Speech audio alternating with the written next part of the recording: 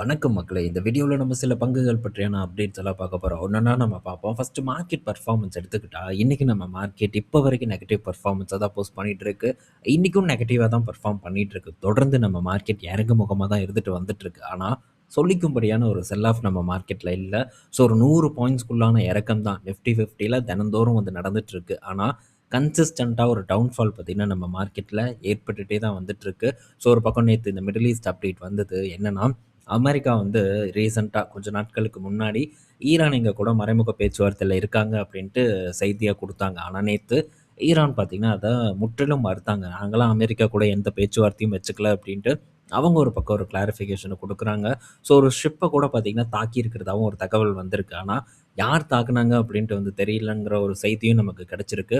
ஆக மொத்தம் பதற்றம் பார்த்தீங்கன்னா, தொடர்ந்து எங்கெங்கேயோ அதிகரிச்சுட்டு இருக்கு. இப்படி ஒரு பதற்றம் நடக்கும்போது சைலன்ட்டா பார்த்தீங்கன்னா, இந்த சிப் கம்பெனிஸ் வந்து ஒரு ஏற்றத்த போஸ்ட் பண்ணிட்டு இருக்கு. ஒரு பக்கம் இந்த நியூஸ் இல்லைன்னா அந்த நியூஸ் அப்படின்ட்டு நல்லா பார்த்தீங்கன்னா, நம்மள பேலன்ஸ் பண்ணிட்டு இருக்காங்க. பெரிய அளவுக்கான பணம் போகும். அதில மாற்று கருத்தே கிடையாது. ஸோ இந்த மைக்கேல் பெர்ரி பார்த்தீங்கன்னா, ஸ்டில் கான்ஃபிடென்ட்டா இருக்காங்க. பல ஏஐ நிறுவனங்கள்ல ஷார்ட் போய் வச்சிருக்காங்க. ஸோ இது எல்லாத்துக்கும் ரெக்கமெண்ட் இல்ல அப்படிங்கிறதையும் அவர் வந்து தெளிவா குறிப்பிட்டு சொல்லியிருக்காங்க.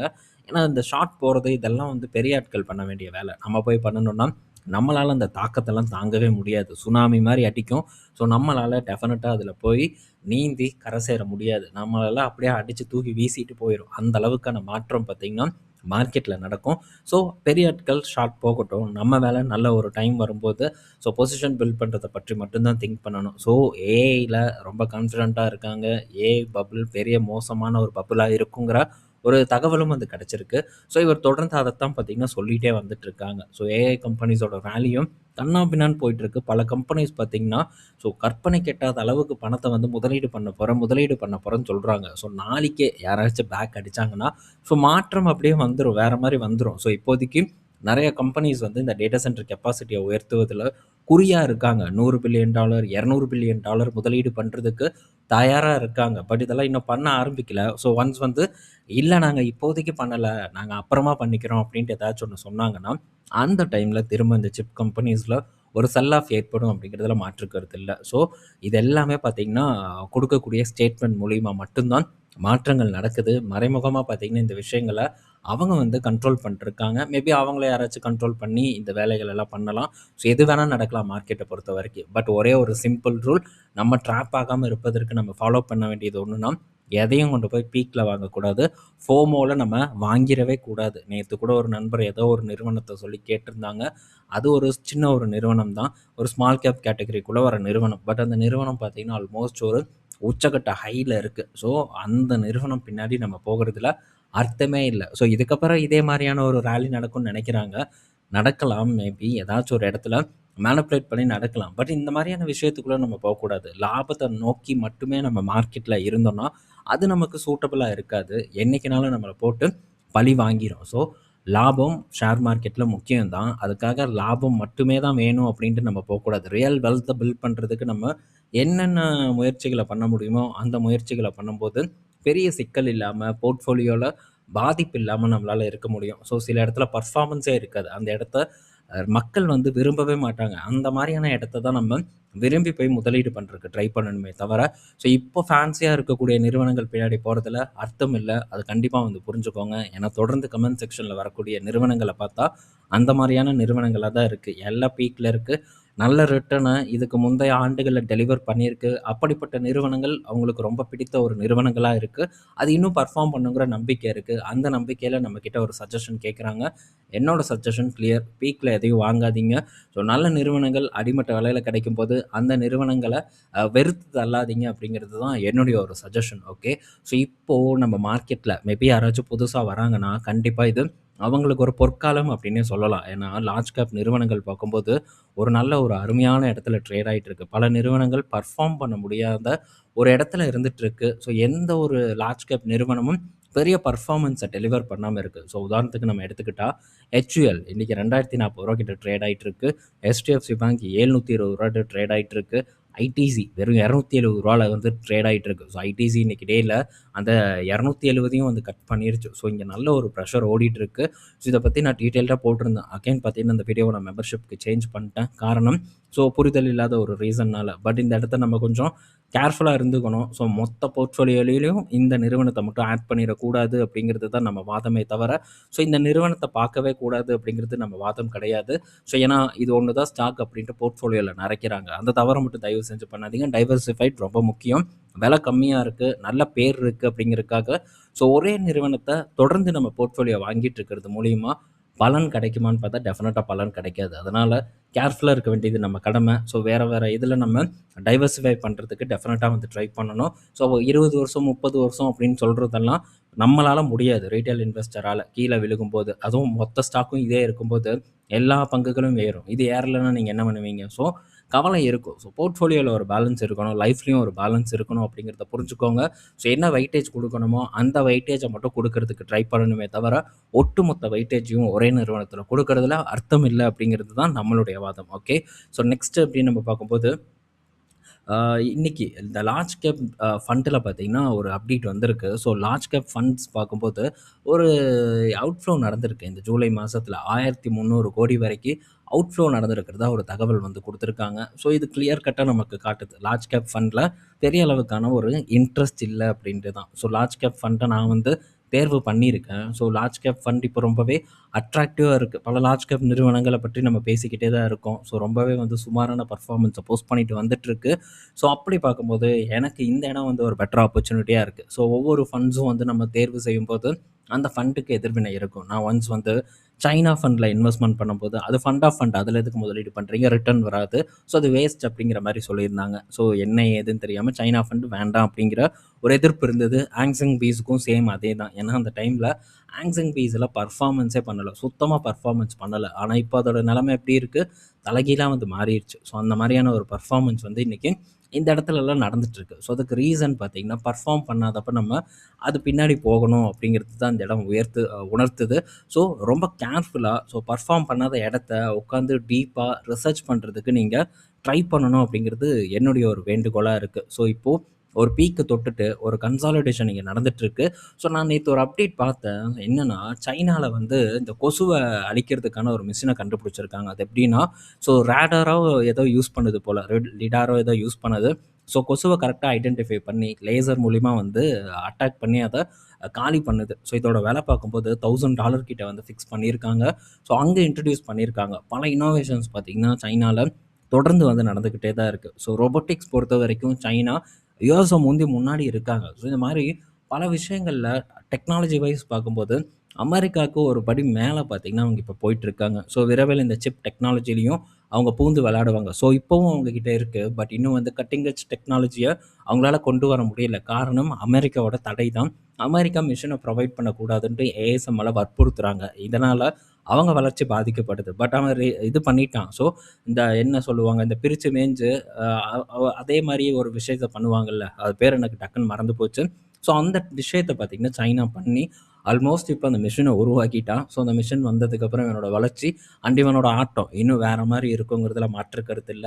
ஸோ எவ்வளோ நாள் தான் தடை போட முடியும்? ஸோ இவன் ரொம்ப ஆர்வத்தோட இந்த விஷயத்த கையில எடுத்து பட்டைய கிளப்பிட்டு இருக்கான். ஸோ வெயிட் பண்ணி நம்ம பார்ப்போம். ஸோ இது அடுத்த கட்ட ஒரு வளர்ச்சிய கொடுக்கக்கூடிய ஒரு இடமா இருக்குங்கிறதுல சந்தேகமே இல்ல. ஸோ இன்னொரு ஒரு நிறுவனம் இருக்கு. அத பற்றி நம்ம பின்னாட்கள்ல வந்து பேசுவோம். ஸோ நெக்ஸ்ட் பார்த்தீங்கன்னா, கோல்கேட். ஸோ கோல்கேட்டுக்கு வந்து செல் ரேட்டிங் வந்து குடுத்துருக்காங்க. "எப்பாடி ஆல்ரெடி நான் கீழ தான்டா இருக்கேன்" அப்படிங்கிற மாரி தான் கோல்கேட் இருந்துட்டு வந்துட்டுருக்கு. இந்த நிலைமையிலும் செல் ரேட்டிங் ரீசன் பார்க்கும்போது வேல்யூவேஷன காரணமா காட்டியிருக்காங்க. அண்ட் சேம் டைம் பார்க்கும்போது, ஸோ இவங்களுடைய குரோத் வந்து பெருசா இல்ல அப்படிங்கிறதையும் வந்து மென்ஷன் பண்ணியிருக்காங்க. ஸோ ரீசன் இருக்கு. ஸோ கோல்கேட் பார்த்தீங்கன்னா, சில புது ப்ராடக்ட்ஸ வந்து இது பண்ணிட்டு இருக்காங்க. ஸோ அத லான்ச் பண்ணிட்டு இருக்காங்க. அண்ட் அத ப்ரமோட் பண்ணக்கூடிய ஒரு வேலைகள்லயும் கோல்கேட் வந்து இயங்கிட்டு இருக்காங்க. ஸோ கோல்கேட்டோட ப்ராடக்ட் பார்க்கும்போது, ஒரு நல்ல பிரீமியம் ப்ராடக்ட்டா வந்து மார்க்கெட்ல பிளேஸ் பண்ணப்பட்டிருக்கு. அடுத்த கட்ட லெவலுக்கு பிரீமியமா கொண்டு போறதுக்கான முயற்சியில கோல்கேட் வந்து இயங்கிட்டு இருக்காங்க. ஸோ பல எஃப்எம்சிஜி நிறுவனங்களும் இப்ப அவங்களுடைய அட்வர்டைஸ்மென்ட் ஸ்டைலே வந்து மாத்திட்டாங்க. ஸோ நார்மல் அந்த லெகசி டெலிவிஷன்ல பண்றதுக்கு பதிலா, ஸோ இன்ஃப்ளூயன்சர வச்சு பெரிய அளவுக்கு வந்து பண்ணிட்டு இருக்காங்க. ஸோ இவங்களும் அதில ஒண்ணும் விதிவிலக்கு இல்ல. இவங்களும் அதத்தான் பண்ணிட்டு இருக்காங்க. ஸோ வேல்யூவேஷன் இப்போ நல்லாவே வந்து கரெக்ட் ஆயிருக்கு. ஸோ இன்னும் ஒரு நல்ல கரெக்ஷன் ஏற்படுமான்னு தெர்ல. நான் இப்போதைக்கு இந்த டைம்ல இத வந்து ஃபோக்கஸ் பண்ணல. ரீசன் இதுக்கு முன்னாடி டிப் போகும்போதே இந்த நிறுவனத்த நான் வாங்கியிருந்தேன். அதனால திரும்ப இன்னொரு அடுத்த டிப் போகட்டும். ஸோ சும்மா சும்மா போய் நம்ம வாங்குறதுல அர்த்தம் இல்ல. ஸோ இப்போதைக்கு நான் இந்த ஹெச்யூஎல் அந்த மாரி சைடு தான் வந்து கான்சன்ட்ரேட் பண்றேன். மேபி அடுத்த கட்ட ஒரு டிப் ஏதாவது நடந்ததுன்னா, கண்டிப்பா அத பற்றியான அப்டேட்ட நான் என்ன பண்றேங்கிறத உங்க கூட ஷேர் பண்றேன். ஸோ அடுத்தது ஹிமாத்ரி ஸ்பெஷாலிட்டி கெமிக்கல். ஸோ இப்போ இவங்க என்ன பண்றாங்க, ஒரு 3000 கோடி பார்த்தீங்கன்னா ரெவென்யூவா டார்கெட் செட் பண்றாங்க. எந்த செக்மெண்ட்ல? டயர் செக்மெண்ட்ல. ஸோ பிர்லா டயர இவங்க எப்போ 23 அந்த டைம் தான் நான் நெனைக்கிறேன். சரியா எனக்கு ஞாபகம் இல்ல. ஸோ இவங்க வந்து அக்யூர் பண்ணாங்க. ஸோ அது ஒரு ரொம்ப ஒரு பிரச்சனையாயி பிசினஸ் பண்ண முடியாத ஒரு சூழ்நிலைக்கு போயி, அந்த நிறுவனத்த இமாதிரி ஸ்பெஷாலிட்டி கெமிக்கல்ஸ் கையில வாங்கியிருக்காங்க. ஸோ இப்போ இந்த பிர்லா டயர்ஸ வளர்த்தெடுக்கக்கூடிய ஒரு இடத்துல இருக்காங்க. ஸோ 3000 கோடி ரெவென்யூவ செட் பண்றாங்க. ஸோ நடக்குமாங்கிறத பார்ப்போம். இந்த பிர்லா டயர் பார்த்தீங்கன்னா, டீலிஸ்ட் ஆயிருச்சு. 2023 அக்டோபர் டைம்ல டீலிஸ்ட் ஆச்சு. ஸோ திரும்பவும் இத வளர்த்தெடுத்து மார்க்கெட்ல லிஸ்ட் பண்ணுவாங்களாங்கிறத பொறுத்திருந்து பார்க்கணும். ஸோ இந்த நிறுவனம் பார்க்கும்போது நல்ல ஒரு பெர்ஃபார்மன்ஸ குடுத்துட்டுருக்கு. என்ன ஒரு சான்ஸ் தான் வந்து இல்ல. பட் ஐடென்டிஃபை பண்றது ரொம்ப கஷ்டம். ஸோ அந்த அளவுக்கு பார்த்தீங்கன்னா, நம்ம வேலையும் வந்து இந்த மாரி பண்ணணும். ஸோ பண்ணுனா மட்டும் தான் நம்மளால வந்து இந்த மாரி நிறுவனங்கள ஐடென்டிஃபைவே பண்ண முடியும். ஸோ நல்ல பீக்ல இருக்கு. இந்த வருடத்தில மட்டுமே டபுள் த ரிட்டர்ன டெலிவர் பண்ண ஒரு நிறுவனமா இந்த நிறுவனம் இருக்கு. ஸோ இது எல்லாத்தையும் நம்ம பிடிக்க முடியுமா? டெஃபினட்டா முடியாது. ஆனா, அ நமக்குன்னு ஒரு டைம் வரும். ஸோ இன்னும் இன்னும் அதிகமா வேலைகள செய்யும்போது, கண்டிப்பா அதற்கான ஒரு வாய்ப்பு ஏற்படலாம். அத நம்பி தான் நம்மளும் தொடர்ந்து பயணம் பண்ணிட்டே இருக்கோம். ஸோ டெஃபினட்டா எவ்வளோ எக்ஸ்ப்ளோர் பண்ண முடியுமோ, அவ்வளோ எக்ஸ்ப்ளோர் பண்ண ட்ரை பண்ணுவோம். அங்கங்க ஏதாச்சும் ஒரு சில ஆப்பர்ச்சுனிட்டீஸ் நமக்கு ஏற்பட்டாலும் ரொம்ப நல்லது அப்படின்னு நான் நெனைக்கிறேன். பட் அதுக்கு தகுந்த ஒரு உழைப்ப நம்ம போட்டுக்கிட்டே இருப்போம். புதுசா பல விஷயங்கள எக்ஸ்ப்ளோர் பண்ணுவோம். ஒரு குறிப்பிட்ட குதிரைக்கு எப்படி கடிவாளம் கட்டுன மாரி ஒரே இத மட்டும் பார்க்கக்கூடாது அப்படிங்கிறதுக்கு சிறந்த உதாரணம் இந்த பங்குகள். ஏன்னா, ஒரு சில பங்குகள மட்டுமே நம்ம பார்த்துட்டு இருக்கோம்னா, கண்டிப்பா நமக்கு சான்ஸ் எல்லாம் மிஸ் ஆகும். லார்ஜ் கேப் மட்டுமே இப்ப நான் வந்து ஃபோக்கஸ் பண்றேன்னா, மத்த சைடு என்ன நடக்குது அப்படிங்கிறதையும் நான் தொடர்ந்து வாட்ச் பண்ணிட்டே இருக்கேன். அத இந்த இடத்துல கொண்டு வந்து சேர்த்துக்கிட்டே தான் இருக்கேன். ஏன்னா, மத்த பக்கமும் என்ன நடக்கணும்னு தெரியணும். ஸோ சில பங்குகள மட்டும் நம்ம பார்த்துட்டு இருப்பதுல அர்த்தம் இல்ல. அது நமக்கு வளர்ச்சியவே குடுக்காது. தேங்குன தண்ணி மாரி தான். ஸோ அதில ஒண்ணுமே ஒரு நல்ல விஷயமே ஏற்படாது. ஓடுற தண்ணியா இருக்கறக்கு முடிஞ்ச அளவுக்கு நம்ம ட்ரை பண்ணுவோம். அடுத்தது மாருதி சுசுகி கிட்ட இருந்த அப்டேட்டு. இந்த Q1ல மட்டும் அவங்களுடைய எக்ஸ்போர்ட் குரோத் பார்க்கும்போது 55% வந்து ரைஸ் ஆயிருக்கு. ஃப்ராங்ஸ் பார்க்கும்போது 2,00,000 எக்ஸ்போர்ட் பண்ணியிருக்கிறாங்க. ஸோ எக்ஸ்போர்ட் ஆரம்பிச்சதுலேருந்து இந்த வண்டி எக்ஸ்போர்ட் பண்ண ஆரம்பிச்சதுலேருந்து 2,00,000 யூனிட்ட எக்ஸ்போர்ட் பண்ணியிருக்காங்க. ஸோ இது ஒரு நல்ல வளர்ச்சியா வந்து பார்க்கப்படுது. ஸோ மாருதி சுசுகி டொமஸ்டிக்ல எந்த அளவுக்கு பெர்ஃபார்மன்ஸ் பண்றாங்களோ, அதே மாரியான ஒரு வேகமான வளர்ச்சிய எக்ஸ்போர்ட்லயும் வந்து காட்டிட்டு இருக்காங்க. இது இந்த நிறுவனத்த பொறுத்தவரைக்கு ஒரு நல்ல பாசிட்டிவான நியூஸா வந்து பார்க்கப்படுது. ஸோ எக்ஸ்போர்ட் குரோத் ரொம்ப முக்கியம். எக்ஸ்போர்ட் இந்தியாவ பொறுத்தவரைக்கு பேசஞ்சர் வெஹிக்கிள்ல அதிகமா எக்ஸ்போர்ட் பண்ணக்கூடிய நிறுவனமா மாருதி சுசுகி இருக்காங்க. 2வது ஹியூண்டாய் வந்து இருக்காங்க. இவங்க முக்கியமான நிறுவனங்களா இருக்காங்க பேசஞ்சர் வெஹிக்கிள பொறுத்தவரைக்கு. அடுத்தது க்ரோ கிட்ட இருந்த அப்டேட்டு. க்ரோல வந்து இன்னைக்கு ஒரு 1,800 கோடி மதிப்பிலான பிளாக் டீல்ஸ் வந்து நடந்திருக்கு. இதனால நிறுவனம் பார்க்கும்போது ஒரு 4% வரைக்கும் இறங்கியிருக்கு. யார் யார் வேலைத்தனத்த பண்ணியிருக்காங்க அப்படிங்கிற டீட்டெயில் வந்து நமக்கு இன்னும் கிடைக்காம தான் வந்து இருக்கு. பட் இந்த இடத்துல ஒரு பிளாக் டீல் நடந்திருக்கு அப்படிங்கிறத நம்ம புரிஞ்சுக்குவோம். இதெல்லாம் வந்து நம்ம ஒரு லிஸ்ட்லயே இல்லாத பங்கு. செய்தியா மட்டும் தான் நம்ம பார்க்குறோம். இப்போதைக்கு இந்த புரோக்கரேஜ் பங்குகள் எல்லாம் எந்த விதமான சான்ஸும் வந்து கிடையாது. அதனால ஜஸ்ட் செய்தியா பார்த்துட்டு நம்ம கடந்து போவோம். ஏன்னா எல்லாமே போதுங்கிற அளவுக்கு மேலான ஒரு ஏற்றத்த டெலிவர் பண்ணியிருக்கு. அடுத்தது கூப்பிட்டு இதெல்லாம் எதுக்கு ஏறுதுன்னே தெரியல. தொடர்ந்து பார்த்தீங்கன்னா, ஒரு ஏற்றத்த குடுத்துட்டுருக்கு. அப்பப்போ ப்ரமோட்டர் பார்த்தீங்கன்னா, நிறுவனத்தோட பங்குகள வாங்கி ஒரு கணக்கு காட்டிட்டு இருக்காங்க. இந்த நிறுவனம் தொடர்ந்து ஒரு ஏற்றத்த நோக்கியே போயிட்டுருக்கு. ரீசென்ட்டா ஒரு நல்ல நேத்தோ முந்தா நேத்து நான் நெனைக்கிறேன், ஒரு நல்ல ஏற்றத்த வந்து குடுத்தது. அதுக்கப்புறம் திரும்ப ஒரு இறக்கத்த போஸ்ட் பண்ணுச்சு. 20% வரைக்கான சரிவெல்லாம் நடந்தது. பட் அதுக்கப்புறம் அகைன் இன்னைக்கு டேல ஒரு நல்ல பெர்ஃபார்மன்ஸ வந்து போஸ்ட் பண்ணியிருக்கு. ஒரு 3% வரைக்கான ஏற்றத்த குடுத்துருக்கு. திடீர்னு பார்த்தீங்கன்னா, இவங்க மதிப்பீடு அண்ட் இவங்களுடைய பெர்ஃபார்மன்ஸ் எல்லாம் எங்கேயோ போயிட்டுருக்கு. இதெல்லாம் பார்க்கும்போது தான் கொஞ்சம் எனக்கு சந்தேகமா இருக்கு. ஃபினான்ஷியல் ரிப்போர்ட் காட்டலாம். இதே மாரி பல நிறுவனங்கள் இதுக்கு முன்னாடி காட்டியிருக்காங்க. ஆனா, ஏதாச்சும் ஒரு பஞ்சாயத்து வந்து அந்த இடத்துல ஒரு ஆடிட் போகும்போது, அடுத்த காலாண்டு அவங்க ரிசல்ட்ட போஸ்ட் பண்ணுவாங்க. அவங்களுடைய ரிசல்ட்ஸே வந்து தலைகீழா மாறியிருக்கும். நல்லா பண்ணிட்டு இருப்பான். திடீர்னு ஆடிட் வந்ததுக்கப்புறம் அவங்க பெர்ஃபார்மன்ஸ்ல அப்படியே பெரிய மாற்றம் நடக்கும். இதெல்லாம் நான் பார்த்துருக்கேன். ஸோ, அதனால இந்த மாரி நிறுவனங்கள் பக்கம்லாம் நம்மளுடைய கவனமே போகுறதே கிடையாது. ஏன்னா ரிஸ்க்கு. போடுற காசு ரொம்ப முக்கியம் இல்ல. போடுற காச தொலைக்க முடியாது. ரிஸ்க்கா இருக்கக்கூடிய பங்குகளா வாங்கி நம்ம போர்ட்ஃபோலியோல வச்சோன்னா, அந்த போர்ட்ஃபோலியோ ரொம்ப வேஸ்ட் அப்படிங்கிறதுல மாற்று கருத்து இல்ல. இந்த வீடியோல நம்ம பல இன்ஃபர்மேஷன் பார்த்துருப்போம். பயனுள்ளதா இருக்கும்னு நான் நெனைக்கிறேன். ஈவினிங் நம்ம இன்னொரு வீடியோல மீட் பண்ணுவோம். பாய் மக்களே!